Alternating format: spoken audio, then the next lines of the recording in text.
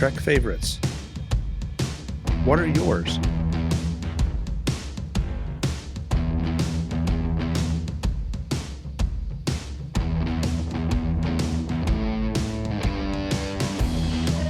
Welcome to Trek Favorites. I'm Chuck Joyner, and this is the show where you get to hear from my tech friends and my Trek friends about some of their favorite episodes of any of the Star Trek series.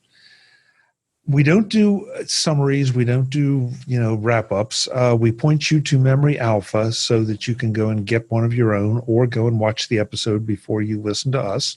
But inevitably, we end up talking about what the episode's about, so usually you can kind of figure it out. This time, I'm delighted to have Mr. Brett Terpstra here to tell us about one of his Trek favorites. Brett, it's great to see you. Thanks for being here. I love being here. This is going to be fun. Brett, I've had such a great reaction to this. That's kind of the whenever I say something to somebody about being on, it's like, oh yeah, I love this. This will be great. So, well, Trek is so many things to so many people. It's an endless font of discussion. It is, and I find so many people, digging into areas that I didn't expect to go. So this time we're going to talk about Enterprise, which this is only the second Enterprise episode that has been on Trek Favorites, Season 2, Episode 24, First Flight. That was your pick, and I'm anxious to find out why it's your first pick as a Trek favorite. Okay. Well, so Elle and I, who was your other Enterprise episode, I think, we've been going through Enterprise from the beginning. We're now almost finished with it. It's not the best of the series, but Season 2, Episode 24 kind of encapsulates what I think is the entire point of the Enterprise series, and that is the cowboy, flyboy nature of early exploration, pre-Federation, very American white guy driven exploration of space, human first kind of mentality. And it also encapsulates the backstory that they give the human Vulcan cooperation. I didn't, that may have come up more in the other series and I forgot about it. But I never realized the extent to which humans and Vulcans were working together at the outset of Starfleet and then the Federation, and the way that they lay it out. This episode is emblematic of it as far as their kind of, I would say there are real positives and negatives to having the Vulcans involved. And it leaves me wondering a lot of things, which I think is the intention of the series. So anyway, I think if I wanted to talk about Enterprise, this episode kind of brings up all the topics that I would want to talk about. Wow. Okay. I agree with you on pretty much everything you just said. And my recollection is that from episode 1 of Enterprise, I mean, the Vulcans were there. The Vulcans were always sort of, if you look at it one way, you can see it as overly cautious. If you look at it another way, as just absolutely trying to keep humans from... Obstructionist. Okay, yeah, that's... They were. Like, they're there saying they're just there to observe, yet they're making all these recommendations, and in this episode, they recommend that they basically stop the warp program, that they go back and maybe in another decade they can try again. Like this is a culture, a species that already has warp 5 and higher. And they waited until humans discovered warp technology to make any first contact, and then basically sat around and bemusedly watched them struggle to get above warp 2.5 while they had the technology. They could have helped easily, but instead they sat around going, nope, that engine's not going to work. You should probably stop trying. And it was like, I don't understand what what benefit the Vulcan interaction had for humans at that point. Well, I mean, first of all, they were a spacefaring species, and we were just in the process of getting off the ground, so to speak. But I also think there was the that whole natural Vulcan hesitancy about allowing these highly emotional, sometimes irrational humans to have access to the rest of the galaxy, and as opposed to keeping them within their own star system. This gets into another fascinating kind of point of this episode and of this series, is this backstory that the reason Vulcans were attracted to working with humans is because they saw themselves. And this idea that the Vulcan species is actually way more emotional than humans, to the extent that their wars were more savage. When they got upset, it was always violent. And that logic was what saved them as a species from their own emotions. And to Paul, the Vulcan, the over-sexualized Vulcan that travels with Archer's crew, she struggles with her own ability to repress emotions. And often, because she spends so much time with humans, she often questions whether she really should be repressing her emotions in that way. But the episode opens up with the captain receiving news that a friend had died. And to Paul, she knows that he got news that a friend has died. She doesn't know anything else about it, but she, in a very Counselor Troi kind of way, suggests that maybe he'd like to talk about it. It's okay if he doesn't want to talk about it, but maybe you'd want to talk about it. In this very empathetic, understanding way, she's very careful of his emotions and very aware of his emotions in a way that you don't see in the early days of Spock. You don't see that kind of empathy. It's like he doesn't understand emotions, doesn't know where they come from. But with T'Pol, which technically predates Spock, she is very aware of the emotions of those around her, and not terribly annoyed by them in a lot of cases. Not annoyed by them. Well, there are times that she shows annoyance. Sure. Yeah. But it strikes me as more she's trying to understand the emotions and what drives these illogical beings. But it does keep coming back to that, Vulcans are more emotional than humans. That comes up a lot in this series. Yeah, you're right. And these are earlier Vulcans, but not that much earlier, I guess, in the evolutionary scale. So, no. It becomes, I think, very clear that most Vulcans, have that undercurrent. They may not want to admit it. And then, we saw it later in the Next Generation, when Sarek was, on his deathbed, and what was happening to him. That that undercurrent is always there. It's just that it is so, to varying degrees, controlled. Yeah. Yeah. Well, and that is they spend half their day meditating to be able to maintain this logical stance above their emotions and the ocean, the tempest of their own feelings, which I think you're led to believe is not the perfect solution. And I didn't ever get this, I didn't get this feeling from other series, but in this one, it almost seems like they found a solution, but was it the best solution is kind of left open as a question. If this complete suppression of emotion is actually the smartest way to handle this. But it's the way that they have chosen to handle it as a society. Right. But that doesn't mean we can't question it and learn from. Come on, Chuck. Yeah. Oh, no. Well, no, I agree with you. And I think you just made a really interesting point. We can't question it, as, and learn from it. I love the learn from it thing, because I think that there are I think at some point in anyone's evolution of watching Star Trek, that you start to question whether emotion is a good idea.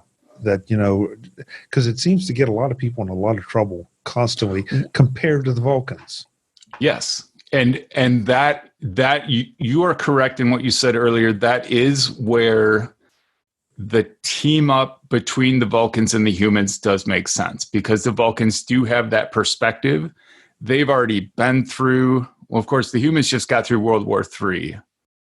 But the Vulcans have already been through centuries of warfare and have come out as a peaceful species. And humans still, while they have achieved, they believe they've moved beyond war.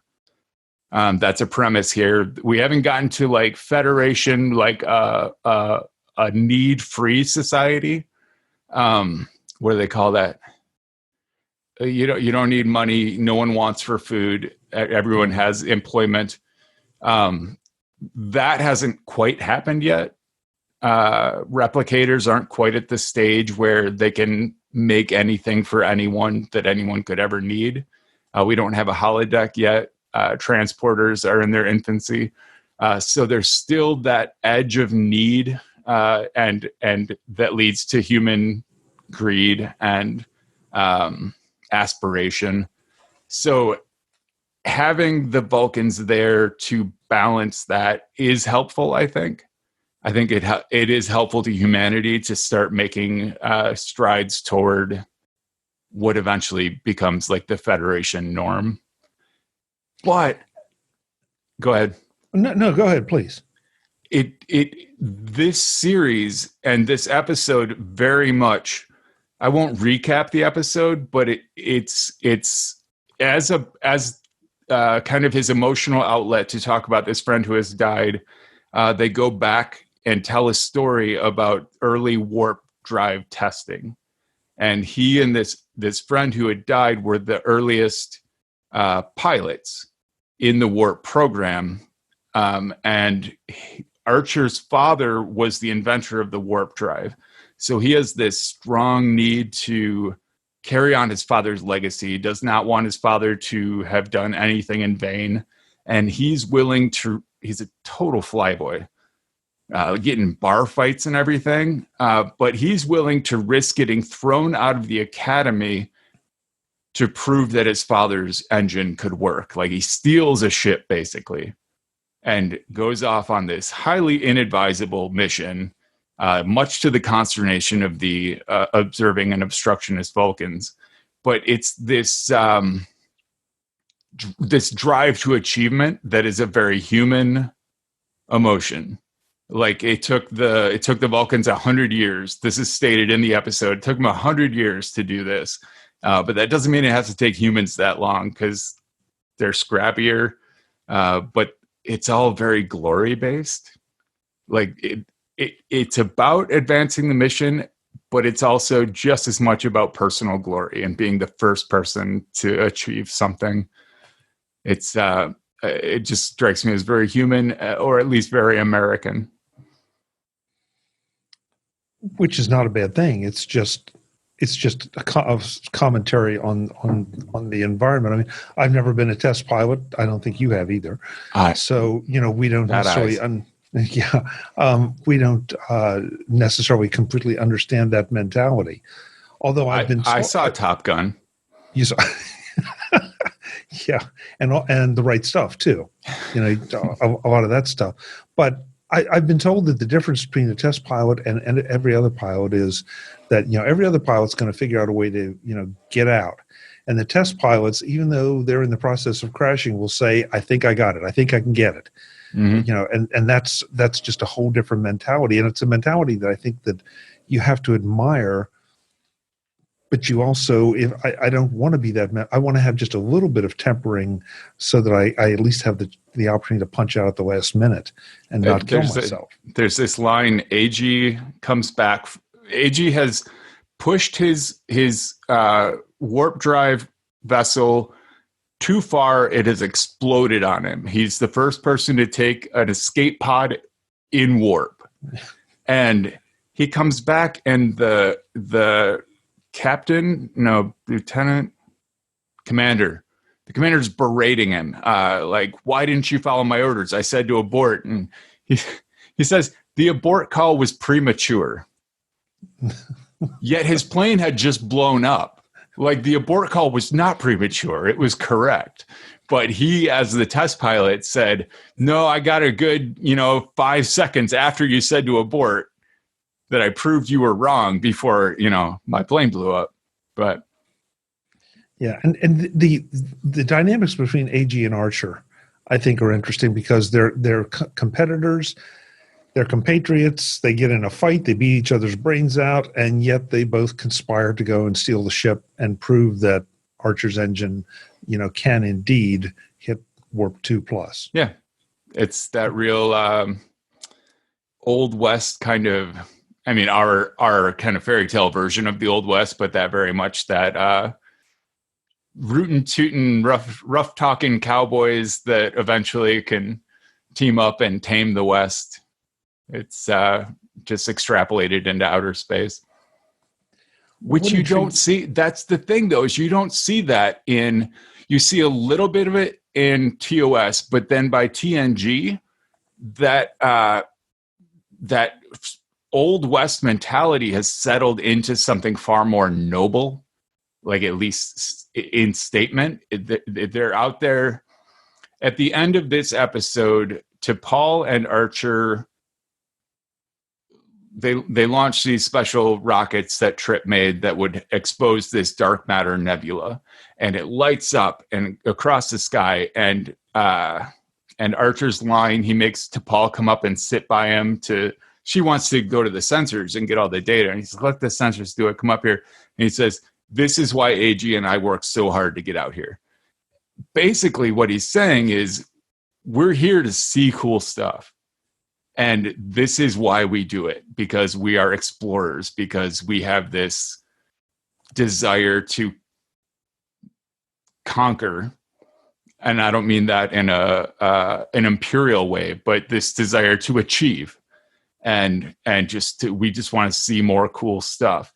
And that is tempered in kind of a downward arc. By the time you get to Picard, he's very steadfast in the noble mission of the Federation as diplomacy, as kind of almost peacekeeper positioning. Still exploration, but with a far more laid out. Like, we don't even have a prime directive yet in Enterprise. It's they have this general idea that they shouldn't make contact with pre-warp societies, but they do anyway. And there's no real concern there's basic human morals and ethics that come into play, but they don't have a real set of guidelines laid down yet. And I just lost my train of thought. Well, okay, so let me. I don't know if I'll get your train of thought back, but who knows? I agree with you that by then the message has evolved. The comparison I want to draw, though, is between Archer and Kirk, because Kirk, in a lot of ways, was arguably more of a cowboy than Archer. I can go with that. Yeah. Yeah, and yet theoretically the messages were a bit more. The evolution of space exploration had expanded a little bit more, because there was the prime directive at that point, and the Federation. It's kind of nebulous when the Federation actually begins. Well, I don't want to get to the end of Enterprise, and then we can talk about that. Yeah. Okay. But at that point, there's also this feeling that Kirk has a lot more judgment, a lot more leeway to make calls about, what is a proper interpretation of the prime directive. And that's even referenced, later in Deep Space Nine and some of the time travel stories and all that, Kirk just violated, everything. But maybe that was the way it was at his point in history. And so that the Wild West was arguably a little less wild and maybe a little more wild from different angles. Sure. Well, and they referenced it in Discovery too, when I don't remember the captain of the Enterprise's name in that, but he was very much modeled after Kirk. And like you could see how he was a predecessor to Captain Kirk. He had that very almost reckless, noble but reckless personality leading the ship. You're talking about Pike. Yeah, that's the one. Okay, you're talking about Captain Pike. Okay. Yeah. Okay. Yeah, I mean, and that's, this is where I think it's interesting to pull back and compare and contrast these series on the timeline. Yeah. As to what the environment was supposed to be like at the time, what was acceptable, what wasn't acceptable. Did you pull out your phaser, or do you pull out, the diplomacy book and try to work your way through it? When you say on the timeline, do you mean in the era they were created, or on the overall timeline of Star Trek? Well, I was talking about the overall timeline of Star Trek. Okay. But yeah, and that's the way I try to view things. But then there's that alternate, like if you look at TOS and take it in the context of what was happening in the world when it was created, they're going to make different decisions within a socio-political context, of modern real life, than they would if that exact same episode were filmed in 1995. So when you put them in chronological order, Enterprise, which was early 2000s, predates the original series, but they're making choices that make sense to people in the 90s and early 2000s versus what made sense to people in the 60s, 70s. And to me, that becomes a socio-political study at that point to contrast the goals of Star Trek with the goals of a television series within an era. Yeah, but I think that, and especially, well, not especially, they all have had to at some point recognize that yes, this is a TV series. There's certain corners we have to cut. There's certain things we have to be able to accept or do, to make it a realistic TV. Sorry, not realistic, but to realistically appeal to an audience in the time that it was made. Right. Yeah. And to walk that line of what boundaries can we push without really offending, without the FCC pulling our license. And those boundaries are very different in 2005 than they were in 1965. And yet, the stuff in 65, or maybe it's just because we're looking at it now from, as we record this, 2019, it felt like some of those boundaries were pushed a whole lot harder. I agree. Than some of the subsequent series. Yeah, I agree. And stuff that we look at as tame by today's television standards really was pushing boundaries then more than what we consider edgy now. The Enterprise had they had an episode that covered basically the topic of the AIDS crisis, but as a Vulcan disease.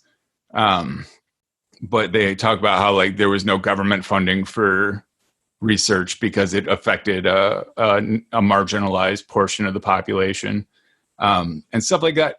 It actually did, compared to what the original series would have done with it. It did feel like it actually pulled some punches on that. It could have been a lot more scathing, especially considering it was created after that, like the peak of the AIDS crisis. But yeah, no, I agree. TOS pushed a lot. But also, let's look at the fact that TOS was a network series, as opposed to Enterprise, which was not a network series. Where did that air? Paramount and I think are the predecessor to CW. Okay. It was not a network show. And so, that meant it was also serving masters that were a bit different. That's why they have those long decontamination scenes in the blue light with just like close-ups of T'Pol's like abdomen and hips. And maybe so, but I also think that was maybe a product of when it was being produced as well. That, in the era of Cinemax. Well, yeah, but also, listen, I mean, you go back and you want to talk about skimpy costumes, you look at the original series. Yeah. I mean, you talk about fair points. Pushing the edge there. I mean, man, and in fact, I'm not going to get the title right, but even when in Deep Space Nine, when Dax comes out and they're ready to go back to the Tribble episode, and she says, and women wore less. And she's got the mini skirt and the boots and everything. And it's a whole different thing. Yeah. Yeah. So, Brett, go geek with me just a little bit. I mean, I recognize that, again, we have budgetary considerations for all the special effects and everything. I thought the special effects were great for this time. What surprised me a little bit was the design of the spacecraft that looked like a glorified jet as opposed to a true spacecraft. You mean the test flight planes? Yes. Yeah, I would have made different decisions, but if you look at the shuttle craft that Enterprise uses, I feel like they pulled some budget on hiring actual product designers for that kind of thing. It did the test planes almost look like what I would consider a drone now. Very utilitarian. But it didn't look that much like a jet either. No, I mean, I guess I'm thinking it's kind of like a crop duster. Well, not quite that bad. But I mean, I'm thinking back to even the X-15 and some of the experimental planes we have now. It just looked like a bigger, broader winged kind of thing. And again, we're looking back now from 2019 back into the 90s when this was produced. Why would it have big wings though? Well, because it was to be fair, it was taking off. It was on that rail that took it That's up. True. So it had no boosters. Yeah, so it had to at least use that method of propulsion to get outside the atmosphere. Fair. So I mean, and I know this is geeky, and I know it's also television. But it just I don't know what I would have expected. I just would have expected something that looked a little more spaceship-like. But then again, it was supposed to be X number of years before. Right. The series Enterprise and the NX-01. So I guess they had to do something to try to make it look a little dated, if you will. Which is an interesting design consideration in itself. Like when you decide you're going to make the prequel, basically, to the most iconic Star Trek series, you have a lot of hard lines you can't cross. Like, this cannot exist yet. This cannot have evolved to this point yet. So you do have to kind of dumb down some of your design decisions. It's not like you're making a far-flung, just shoot the moon, this is the future. You have a paradigm you have to fit into. So that would if you're doing it right, that would influence all design decisions. So, I remember when they announced Enterprise was coming out, and then they were telling you what the timeline was going to be, or excuse me, where it was going to be in the Star Trek timeline. And I remember distinctly thinking, how are they ever going to sell this as interesting? I mean, how are we as Star Trek fans going to ever accept a series that has few or no transporters, or few or no phasers, or the limitation on warp speed? It still has a chef on board. It still has a chef on board, and yet it worked. I mean, as far as I was concerned, I know Enterprise drew a lot of fire, but I still thought it was a brilliant series, and I enjoyed every episode. I'm going to admit, I didn't know Enterprise existed until last year. Really? I had completely missed that it had ever been a thing. So my decision to go back to the beginning and kind of watch all the Star Treks in more or less chronological order was sparked by the fact that there was this whole storyline that I didn't even know existed. So I decided I'm going to do it right. Watch them all in the order that they, like, in chronological order. So I'll be getting into TOS again next. Most of the other ones I've seen, I actually never got into Voyager. I'm looking forward to doing all of Voyager. But yeah, I didn't know about it. How far along are you in Enterprise right now? Season 4, episode 8. Okay. So yeah, I don't want to discuss how it all ends, and even some of the later things, because my fan knowledge is not quite great enough that I know exactly where in the timeline that season 4 episode 8 is. But I still think that there were some great stories, and again, they were fighting that battle that it almost was going to be difficult to tell every single story and have it make it be interesting because of the limitations you just talked about. Yeah. What the season 3 storyline was awesome. Like, I didn't want to pick an episode from season 3 because there weren't many good bottle episodes. It existed as a season with a long plot arc that was constantly driven forward episode after episode. And they stuck to it, and that made it a really fun season to watch. Season 2 was pretty much all bottle episodes, but now that the whole Zendi thing with the Expanse, this like area of space that's full of anomalies, like a Bermuda Triangle, and no spoilers, but it does turn out to be man-made, essentially. It was, I don't know, that was awesome. I enjoyed that a lot. Yeah, well, and I don't mind doing spoilers for. I wouldn't want to do spoilers for Discovery, but sure, but something that aired 20 years ago. Yeah, but I also don't want to do any spoilers for you if you never saw it. So that's why I don't want to do it there, because I think you will. I hope you will enjoy it as much as I did. But yeah, and that's another thing. They experimented with that season-long story arc long before pretty much anybody else did. With the really? Well, think about it. I mean, I guess Deep Space Nine was doing it to some degree. But wouldn't you say, you don't mean like in the whole of television? Oh no, not in the whole of television. I feel like Dallas beat them to that. Yeah, but Dallas had their episodes were more or less standalone. I've never seen Dallas. I wouldn't know. Okay, well, I haven't. I didn't either, but I remember having Dallas fans. Some of this stuff seemed a little more soap opera-ish for the time. Yeah, as far as the storytelling goes, and yet they're great stories. Yeah, it didn't seem soap opera-ish at all. I'm pretty well. So soap opera-ish in the fact that they were stretching the arcs beyond just one episode. Right. Yeah. Because if you, I remember in college, that there were certain soap operas that all the sororities went home to watch, and I'm sorry if that was sexist, but that's the way it was. The fraternities were not going home to watch soap operas. Yeah.